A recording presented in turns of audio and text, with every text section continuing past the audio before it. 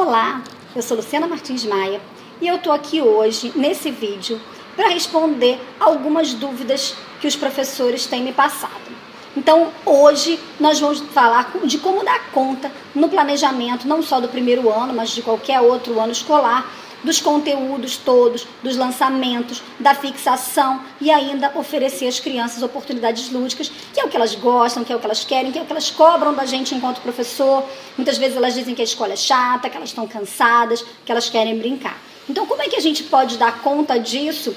Fazendo o que tem que ser feito, dando conta da cobrança da escola, do livro, do caderno e ainda oferecer às crianças o que elas querem. Bom, crianças são crianças, não são robôs, nem seres que devem ser condicionados a realizar determinada tarefa o tempo todo, né? Condicionados a fazer sempre a mesma atividade. Crianças gostam de brincar, gostam de jogar, de contar histórias, de criar histórias. Crianças gostam de se divertir e gostam, sobretudo, de serem desafiadas. Crianças adoram desafios e adoram mais. Adoram quando a gente mostra que elas podem dar conta do desafio que a gente está propondo. Então, só que a maioria das escolas, faculdades, cursos, elas não têm a menor ideia do que seja essa proposta, né? Para garantir a sobrevivência, as instituições, elas acabam seguindo padrões ultrapassados, porque era isso que funcionava antigamente, porque era isso que era certo, e porque a cobrança da sociedade, dos vestibulares, dos Enems da vida, enfim, também está ultrapassada. Então, para dar conta do que o aluno dê conta do que está sendo cobrado, do que ele vai ser cobrado lá na frente no Enem, por exemplo, ou no que for, ele acaba tendo que repetir determinados padrões que eles acham correto, mas na verdade não são, né? Mas vamos pensar assim, tem muita coisa boa no passado que não pode ser deixada de lado, né? Mas o principal já foi deixado de lado. Então, uma dessas coisas foi o trabalho pautado nos objetivos. Trabalho pautado nos objetivos é didática, é básico, é o que o professor precisa de mais básico para ele saber trabalhar com sucesso, didática. E aí, um planejamento dentro da didática, né, ele contempla objetivos, conteúdos, recursos, estratégia. Isso é básico, isso é das antigas e quem é das antigas entende o que eu estou falando. Agora, isso realmente funciona. Então, só que hoje, assim, quando o coordenador pede um planejamento nesse formato, a professora surta. A primeira pergunta que ela faz é: para que você quer isso? Né? Para que você quer um planejamento desse jeito? Tem que colocar os objetivos no planejamento? É para fazer como nos tempos da vovó? Ela até ironiza você, se for o caso, quando você pede isso, né? Dizendo que isso aí já não existe mais, já está ultrapassado. Agora, sabe por que ela pergunta isso? Porque ela não sabe fazer objetivo. E muitas vezes a própria escola não cobra. Não cobra para não se aborrecer, porque sabe que o professor não vai fazer, ou que o professor vai boicotar, ou que o professor vai discutir, enfim. E muitas vezes essa coordenação não pede, e também não pede, sabe por quê? Porque ela também não sabe. E aí eles aceitam um planejamento comum, só com conteúdo de atividade, tipo assim, disciplina, português, por exemplo, conteúdo plural, atividade, livro de português, página 54, 55, 56, quando não vai mais. Né? Só que isso é muito raso, gente, isso é muito pobre, isso falta alguma coisa, é muito simples e não vai dar conta da aprendizagem do seu aluno. Ele vai, é aquela história, eu finjo que estou ensinando e meu aluno finge que está aprendendo, porque está tudo mascarado. Ah, Luciana, mas eu preciso escrever os objetivos, que coisa chata isso, que porcaria, né? Que troço muito chato. Eu já sei o que é para fazer. Que eu ouço sempre, mas eu já sei, tá tudo na minha cabeça. Eu sei o que é para fazer, eu sei o que eu quero do meu aluno. Só que você pode até saber o que você quer do seu aluno, mas a escola não sabe. A escola não está dentro da sua cabeça. E aí, sem um plano, sem aquilo detalhado no plano, você muitas vezes pode se perder no meio do caminho. Então, você tem que pensar, qual é o seu objetivo para ensinar aquele aluno? Né? O teu objetivo é que os alunos apenas identifiquem as palavras no plural, por exemplo, né? Que relacionem essas palavras com outras palavras, que construam o plural de determinadas palavras, né? Dependendo do que você quer do seu aluno, a abordagem precisa ser diferente. E aí, quando eu faço lançamento, eu não posso querer que os alunos saibam sair construindo tudo de uma vez.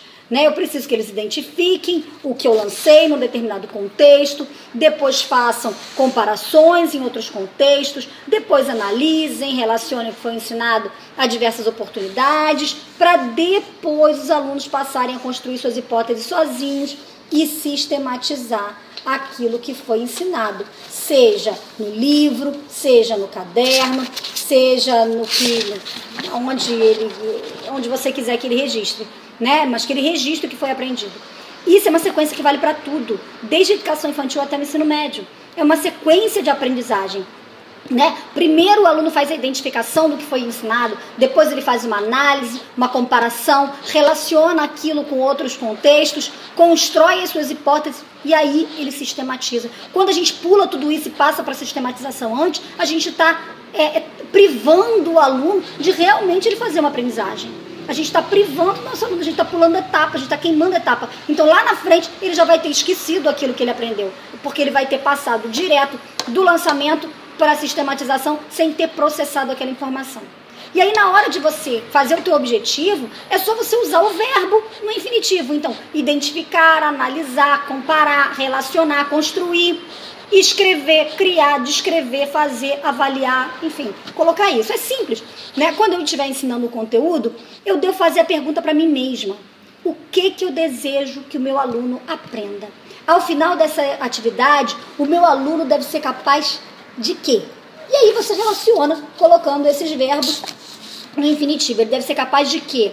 Identificar palavras no plural, relacionar o plural com o outro plural correspondente, relacionar a palavra ao plural correspondente. Então você coloca a palavra e outras palavras já escritas no plural, porque ele vai fazer a associação de uma com a outra, associar palavras no plural, comparar palavras no plural, ou escrever palavras no plural, construir o plural de determinadas palavras, enfim, dependendo do que você quer, você tem um objetivo diferente, né?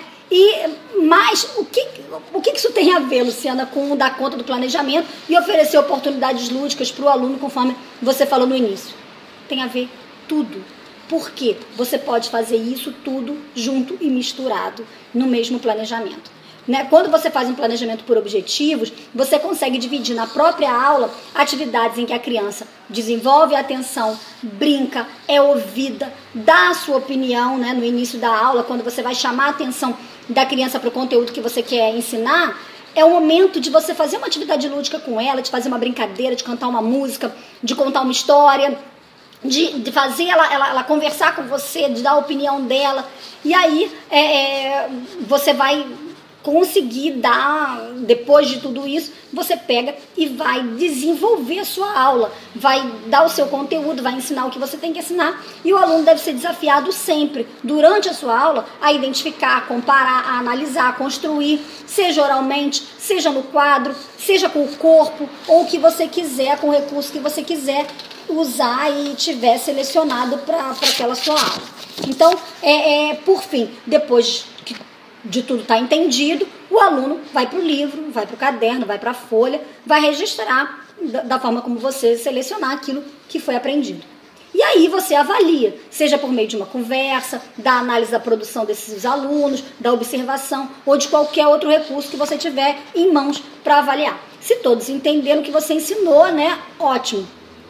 Mas se eles não entenderam, você tem que voltar a isso e explicar melhor, enfim. E até eles entenderem tudo. Mas se eles entenderam, mesmo assim, não pode ficar só nisso. Você tem que deixar a mente deles processar a informação. Né? Por quê? Porque o que você ensinou é novo. E isso não é processado de uma hora para outra, de uma vez só. Né? Então, portanto, nada de dar dever de casa com a atividade que você acabou de lançar. Porque aquilo é novo para ele. E aí, na hora dele fazer um dever de casa, ele pode esquecer alguma coisa, ele pode não ter prestado atenção em tudo, aquilo não pode não ter entrado direitinho na cabeça dele. E aí ele vai precisar de ajuda. E essa ajuda pode ser da família, e a família pode não saber dar. Ou a família pode não estar ali para fazer o dever de casa com ele, isso causar um estresse, enfim. O dever de casa tem que ser uma atividade de revisão. Mas o dever de casa é um outro setor que a gente vai falar para um outro vídeo. Né? Então, o que a gente está falando agora? É preciso repetição do conteúdo que você acabou de lançar em novos contextos, pelo menos umas 3 ou 4 vezes ainda em aula, para que o aluno esteja seguro, sem nenhuma dúvida, para que você passe, então, esse conteúdo para o dever de casa. Então, dever de casa, como eu falei, tem que ser revisão, e a gente vai falar disso em outro momento. Hoje é planejamento, e então, voltando ao assunto do planejamento, você, professor, deve organizar a sua semana de forma a dar pelo menos um lançamento por dia. Pelo menos um. Seja de qualquer disciplina, matemática, português, geografia, história, enfim.